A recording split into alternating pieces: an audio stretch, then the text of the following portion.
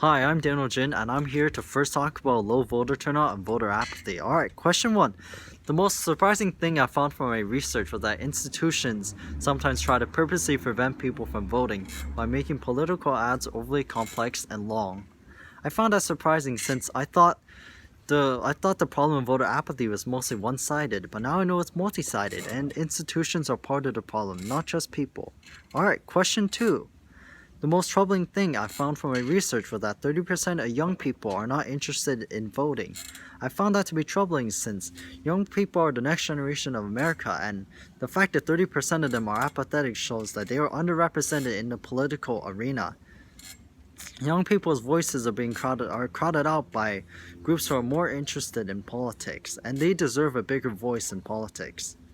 Alright, question 3. I believe that the most major cause of voter apathy is a widespread stigma among young people that politics is boring and doesn't affect their lives. There's also, in my opinion, a lack of education in the American school system about important world issues and the importance of voting. Institutions are also part of the problem as they purposely drive people away from voting. And lastly, I think there's a lack of effort to make more people engaged in politics. Question 4.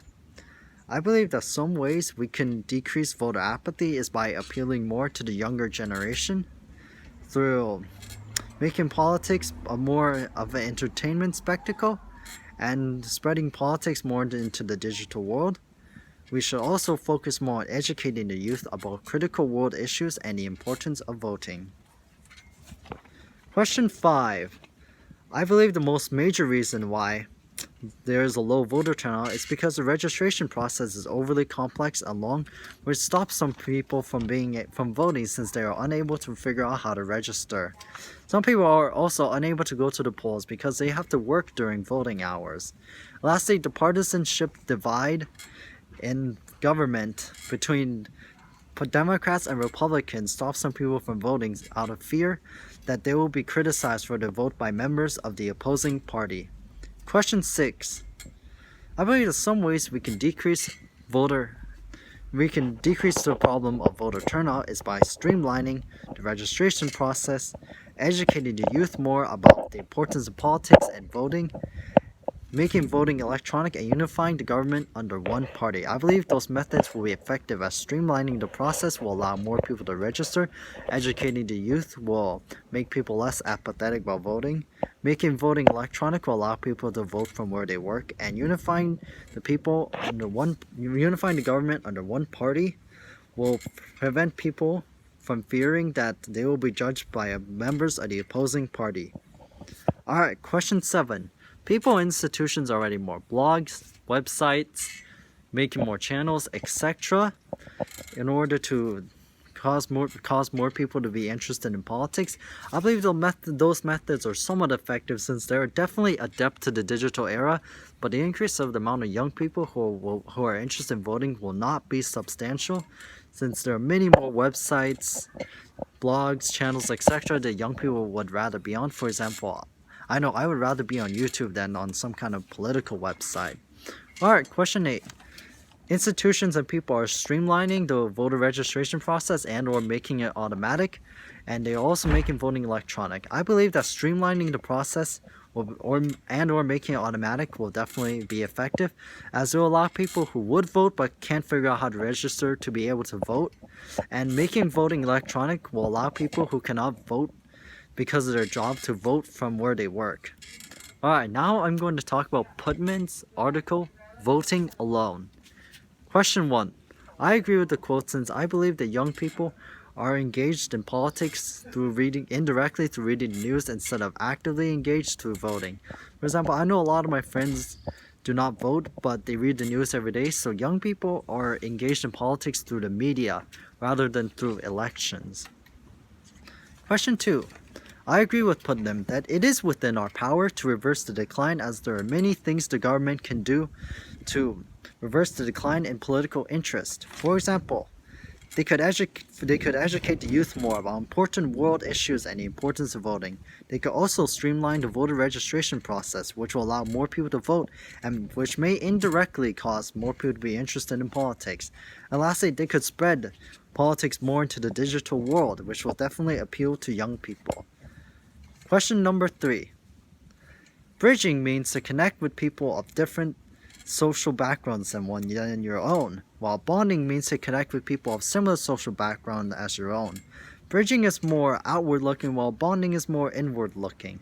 I believe that we are definitely lacking in the bridging arena since most people would prefer to meet people who are similar to themselves rather than meet different people. Alright, question 4. The benefit of bridging is that it allows you to get ahead in life as it allows you to meet people who are in a higher place in society than you are. However, the bonds you form with those people are not tight ones. Bonding allows you to form tight bonds with the people you connect with.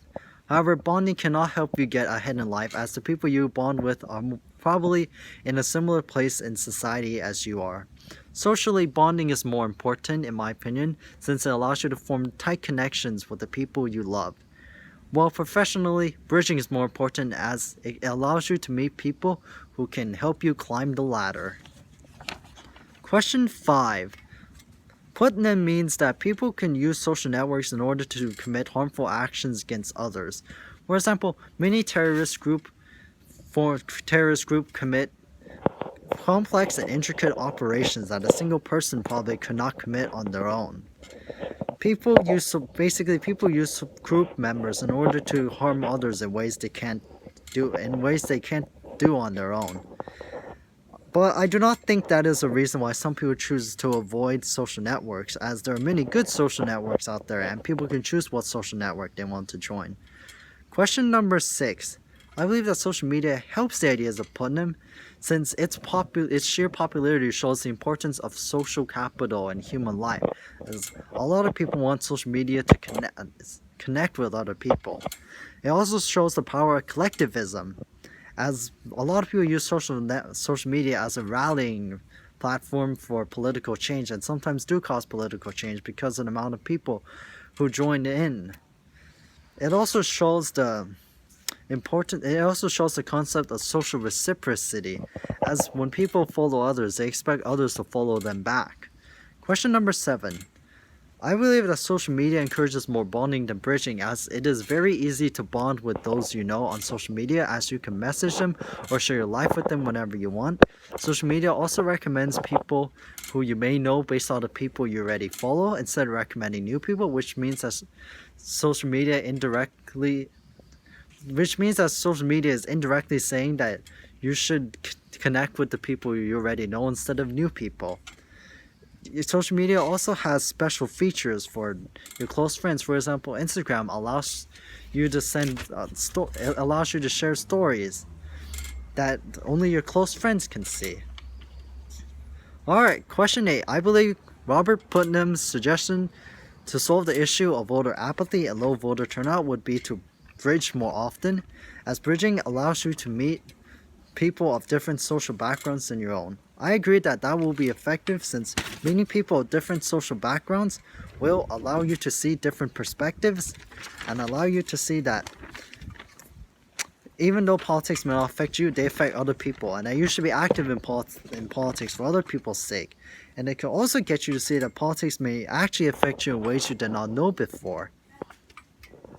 Alright, question 9. I believe that Putnam makes a semi-accurate association between reciprocity and social networks, as when people do favors, they sometimes expect something in return, but sometimes when people do favors, they do it completely for free. For example, me and a lot of my friends sometimes do favors completely for free. So not every time when someone does a favor do they expect something in return. Alright, now I'm going to talk about the final reflection questions. Alright, so question 1. Should we be concerned about voter apathy? Yes, I believe we should be concerned because voter apathy shows a lack of knowledge of what is going on in the country, as Since if more people knew what was going on in the country, then they will be more inclined to vote and express their opinions. It also shows a lack of education among the American youth about important world issues and the importance of voting. It also causes some groups' opinions to be unfairly represented in the political arena, as many of their members are apathetic. For example, a lot of young people are apathetic about voting, so young people's opinions are crowded out by groups who are more interested in voting, for example, senior citizens. Voter apathy also correlates to a low voter turnout, which is in and of itself a big problem. It also causes a stagnation of American politics, as the same groups go to vote every time, and they elect similar candidates, where it doesn't allow different candidates to enter into office. And lastly, it causes the death of American democracy, as it causes people not to go to the polls and express their opinions. Democracy is built on a foundation that people are ultimately the ones who shape policy, and a democracy can simply not function if people are not giving their inputs into government. And now, I will discuss question 2. Should we be concerned about lower voter turnout? I believe that we should be concerned about lower voter turnout because it is a symptom of voter apathy, which is in and of itself a serious problem. It also shows that the registration process may be overly complex and outdated. It makes America less democratic, as the same groups go to the polls every time and their opinions are heard the loudest, which doesn't allow different voices to be heard. It also suggests that people may be unsatisfied with the political candidates, and which means that the political candidates who are elected may not actually represent the ideals of American people. It makes it easier for flat-out bad candidates to be elected, as not many people go to the polls to stop them. It weakens American democracy, as leaders will not know what the people want if people do not express their opinions by voting.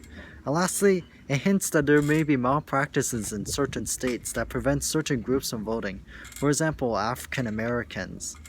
Alright, in summary, we should be concerned about lower voter turnout because it shows that people are apathetic, because it shows it is a symptom of voter apathy, means that the registration process may be too complex, makes America less democratic, allows bad candidates more easily into office, suggests that people are unsatisfied with the candidates, weakens democracy, and hints that there may be malpractices in certain states that prevent certain groups from voting.